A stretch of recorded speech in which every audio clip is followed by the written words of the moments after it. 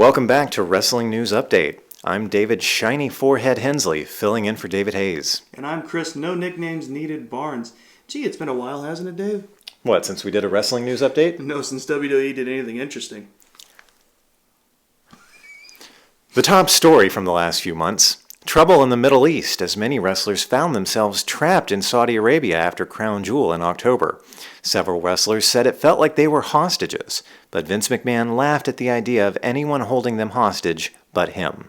Officials blame the delay on mechanical troubles, but many say it was because of a money dispute between McMahon and the Saudis. Whatever the case may be, those of us at the Wrestling News Update are sure they were happy to be out from under the rule of a murderous despot, even if it meant being stuck in Saudi Arabia. Alexa Bliss has been absent for several weeks due to a neck injury, although sources tell us that when she returns, unfortunately, she'll still be able to talk. Didn't Paige receive a similar neck injury? And that was a throat injury.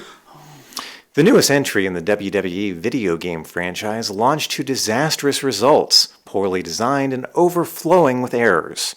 In its defense, the creators were just modeling the game on the current state of the WWE. Fans were outraged when Lana left her husband Rusev and shacked up with Bobby Lashley, leading to hilarious hijinks like Lana and Lashley assaulting a police officer and getting arrested. For more information on the story, pick up this week's issue of Soap Opera Digest. Bray Wyatt unveiled his monstrous new persona, The Fiend, as part of an ongoing feud with Seth Rollins.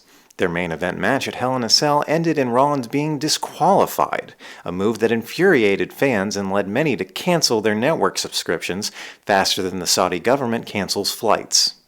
While The Fiend went on to defeat Rollins in their next bout, some believed the damage had already been done and too late to save the character, although ripping out Daniel Bryan's gross hippie hair is a good try. Sadly, another Thanksgiving has come and gone with no sign of the gobbledygooker. Thankfully, as the holidays approach, there's been zero sightings of the Christmas creature. Wow, that is a deep pull. Isn't it? I can do one better. Santa Claus. Who? Exactly. While the WWE continues to plumb the depths of every overdosed fanfiction writer's delusional fever dreams, the AEW's popularity continues to soar, with house shows and pay-per-views routinely selling out. As a wrestling fan, it's nice to say the word selling out without referring to anyone in particular. The AEW is going head-to-head with NXT on Wednesday nights, bringing back the era of the Network Wars. Except this time, instead of two billionaires duking it out, now it's Vince McMahon versus Chris Jericho's dad bod. Don't forget about Cody Rhodes' Street Fighter hair. Speaking of Rhodes, he took a particularly hard hit to the head during his match with Jericho. Fans hadn't seen a hit that hard since Owen Hart flubbed his post-match interview after betraying his brother Bret.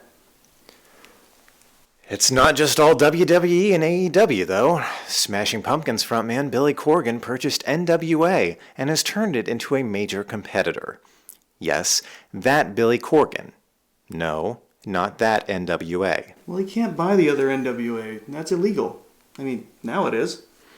Anyway, Corgan insists that despite all their rage, his performers are more than just rats in a cage. Altogether, wrestling is more popular now than it was in 1979. You can flip to any channel and catch wrestling tonight. Chris, what else have we missed? Something Siamese Dream? You can only make so many Smashing Pumpkins jokes before it starts getting weird. Or melancholy. Stop it. For Wrestling News Update, I'm David Hensley. And I'm Chris Barnes. Be sure to check out the TLC and year-end wrap-up episodes of This Is a Work, streaming on most podcast platforms. Owen Hart, really? You went there? Oh, I wrote that joke.